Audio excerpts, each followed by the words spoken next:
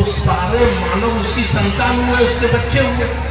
और जब सारे मानव उसके बच्चे हुए तो एक पिता ऐसा अन्याय क्यों करता है कि एक को इतना आशीर्वाद के वो बहुत बड़ा है, वर्ण में भी बड़ा है, जाति में भी बड़ा है, धन में भी बड़ा है, बल में भी बड़ा है, संपत्ति में भी बड़ा है, और एक उसका बच्चा जाति में भी छोटा है, वर्ण में भी छोटा है, आर्थिक रूप से भी वो गरीब है, कमजोर है, पशुओं से भी बुरा, जानवरों से भी बुरा उसके साथ सलूक क्यों किया जाता है। तो गुरुजी तो बड़े चालाक थे।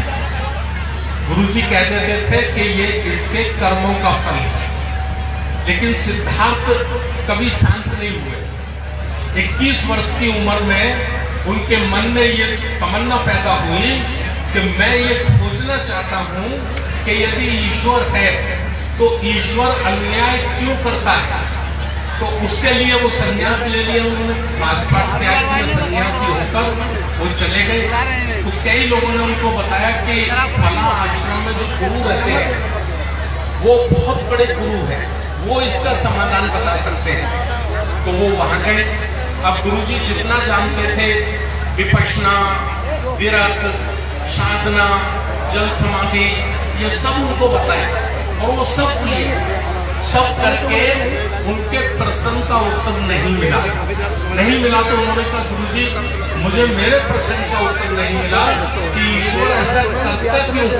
तो उन्होंने हाथ जोड़कर वो खड़े हो गए गुरुजी कि सिद्धार्थ जितना हम जानते थे हमने सारा का सारा बता दिया, इससे आगे तो हमको भी पता नहीं है।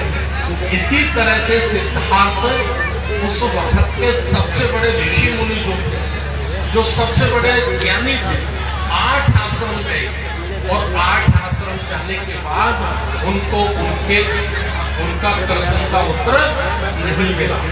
जब नहीं मिला तो बौद्ध ज्ञान में उन्होंने खुद ही साधना की, 6 बरस तक कठिन तप किया और बैसाखी की आज से 2587 वर्ष पूर्व बैसाखी की पूर्णिमा को उनको बोधि प्राप्त हुई, उनको ज्ञान प्राप्त हुआ। हम आज तक इस भूमि में हैं, हमें आज तक ये नहीं बताया गया कि उनको क्या ज्ञान प्राप्त हुआ। मैं अपने शब्दों में बताना चाहता हूँ उनको क्या ज्ञान प्राप्त हुआ। बुद्ध को जो ज्ञान प्राप्त हुआ, बुद्ध ने पूरे सारे ब्रह्मांड को खोजा, सारे ब्रह्मांड को, पृथ्वी आसमान को समझा और जाना। और बुद्ध को जो बोधि प्राप्त हुई, बुद्ध को जो ज्ञान प्राप्त हुआ, वो ज्ञान प्राप्त हुआ कि पूरी दुनिया में, पूरे ब्रह्मांड में, पूरे संसार में ईश्वर नाम की कोई चीज नहीं है। ईश्वर नाम की कोई चीज नहीं है। कुछ मुट्ठी भर चंट चालाक लोगों ने ईश्वर नाम का भूत पैदा किया है। ईश्वर नाम का भूत पैदा करके मेहनत कशी ईमानदार लोगों का वो चंट चालाक लोग शोषण करते हैं, उनके साथ अन्याय अत्याचार करते हैं। ये बुद्ध को बोधि प्राप्त है। बुद्ध ने इसको अपने शब्दों में कहा है, ये मेरे शब्द थे जो मैंने बताया। बुद्ध के शब्द क्या है? उनके शब्द हैं संसार में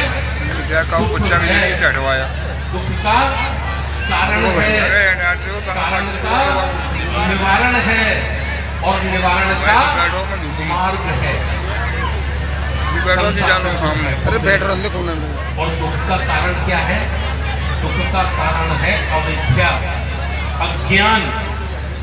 अज्ञान के कारण ऐसा नियम और कानून बनाया मुट्ठीभर चंट चालाक लोगों ने कि एक बहुत बड़े समाज को, मेहनत का ईमानदार समाज को, उससे शिक्षा दीक्षा छीन ली और उसको अज्ञानी बना दिया। और अज्ञानी बनाकर अज्ञान के कारण उसका धन संपदा सब छीन लिया गया और उसके कारण वो निर्धन गरीब हो गया। तो दुख का कारण है अविद्या, ज्ञान। दुख का कारण है गरीबी, निर्धनता। ये बुद्ध ने जाना, ये बुद्ध ने सीखा और खोजा और इसके लिए उन्होंने फिर ये सोचा कि मैं अकेला ये सब कुछ नहीं कर पाऊंगा, क्योंकि समस्या छोटे लोगों से नहीं है, समस्या बड़े लोगों से, ऐसे लोगों से है जो ज्यादा पढ़े लिखे हैं, ऐसे लोगों से है जो ज्यादा विद्वान है।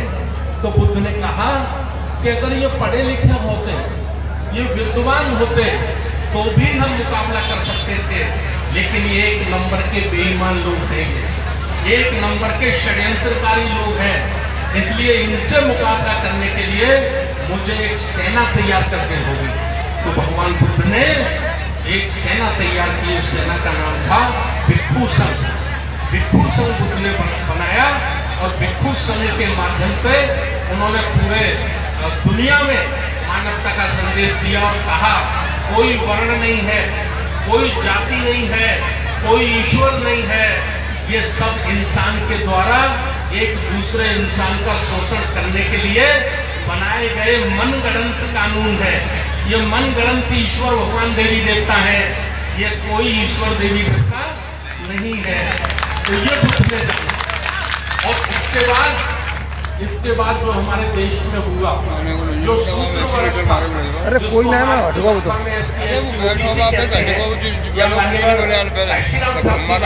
उसको बहुजन समाज कहते हैं।